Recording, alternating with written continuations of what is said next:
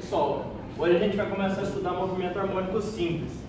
Então, movimento harmônico nada mais é do que a gente colocar as coisas para oscilar, um pêndulo, ou aqui no exemplo. Se a gente tiver um bloco preso a uma mola, vamos supor que isso daqui é a posição de equilíbrio dele.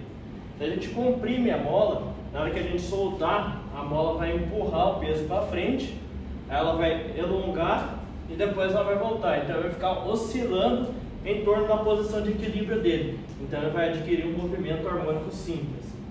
Então, se a gente parar para analisar esse tipo de movimento, a gente vai ver a posição do corpo vai mudar, a velocidade do corpo vai mudar e a aceleração do corpo vai mudar. Então isso é muito mais complexo do que a gente simplificar para o movimento uniforme e para o movimento uniformemente variável. Então, o que a gente pode utilizar para desenvolver as equações do movimento harmônico simples é as equações do MCU, movimento circular uniforme. Então, imagine que, por exemplo, a gente tem uma roda. Vamos supor que esse daqui seja um prego que a gente coloca no aro de um pneu. Se a gente olhar ele de frente, a gente vai ver o prego fazendo um movimento circular uniforme. Agora, se a gente virar a roda ao contrário, se a gente olhar ela na vertical, a gente vai ver o prego subindo e descendo.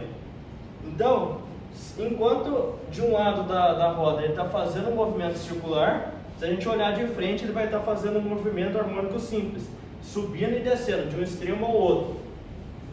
Então, nisso a gente consegue desenvolver as nossas equações do movimento harmônico simples.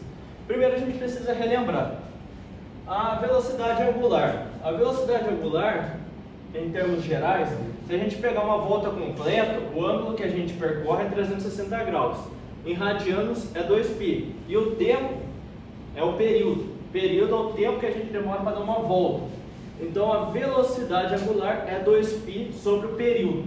Então o inverso do período é a frequência, ou seja, frequência é 1 sobre o período.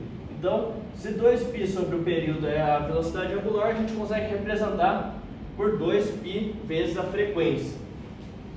Então, a velocidade angular ela é a variação do ângulo pelo tempo.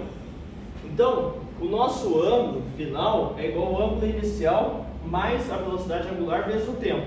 A gente passou o tempo multiplicando e passou o ângulo inicial somando do outro lado. A velocidade escalar ela é ômega ao quadrado vezes r. Por quê? Se a gente pegar o perímetro de uma circunferência, 2πr sobre o período.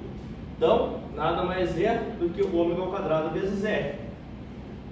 Então, a aceleração tangencial a gente não tem, porque o movimento é uniforme. A gente só vai ter uma aceleração centrípeta, que é v ao quadrado sobre e, que não cabe a gente ficar definindo essa equação, porque é um pouco mais complexa.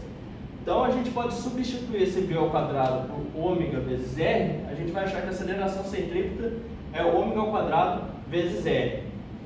Pessoal, todo movimento circular vai ter a aceleração centrípeta que aponta para o centro da circunferência.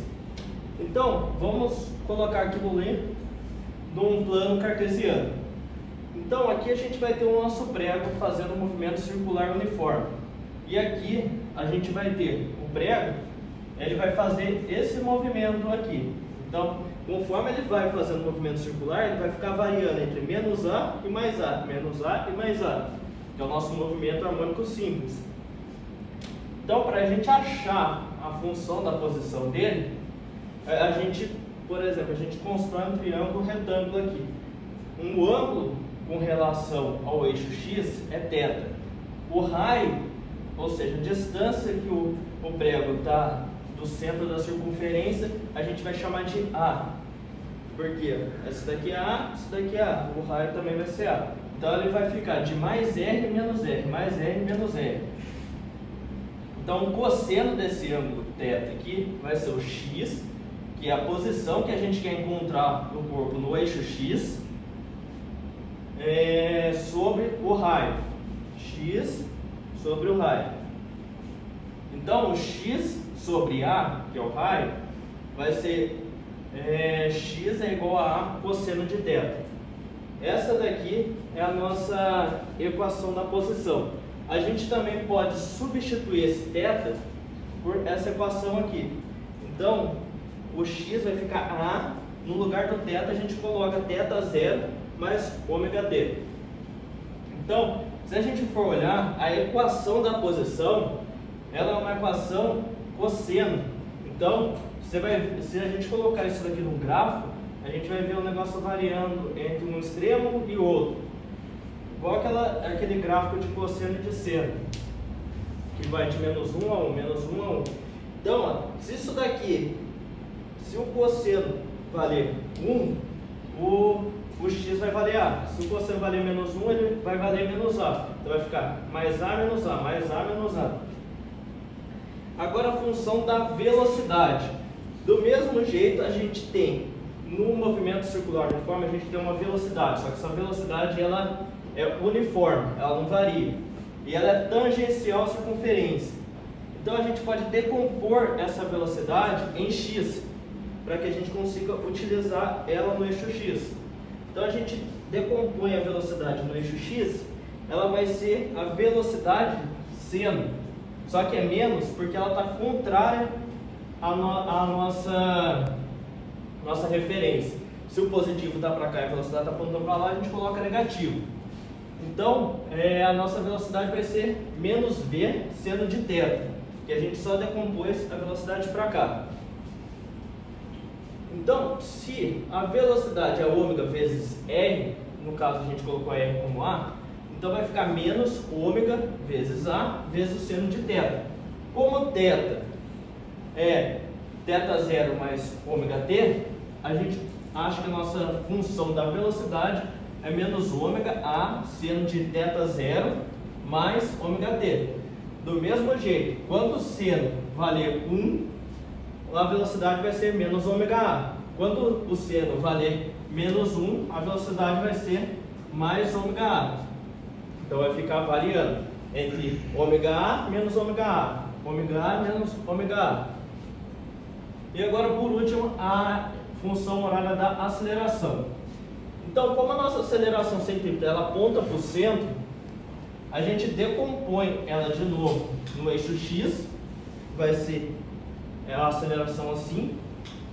Então, se a gente tiver uma aceleração centrípeta para cá, ó, se a gente fizer pelos ângulos, a gente vai estar fechando o ângulo para cima. Então, é uma aceleração cosseno.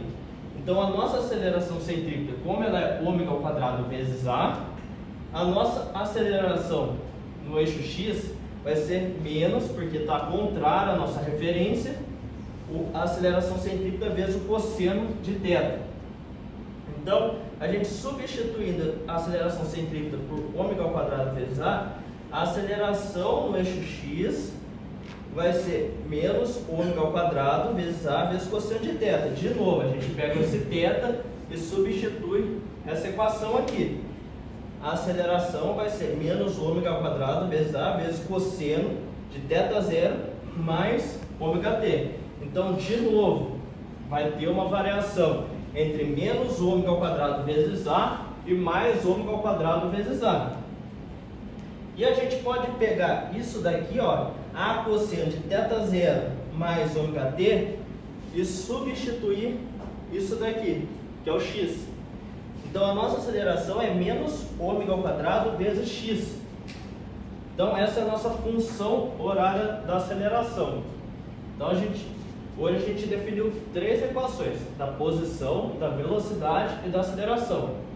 Porque no movimento harmônico simples, essas três variáveis vão mudar ao longo do movimento. Deu para entender?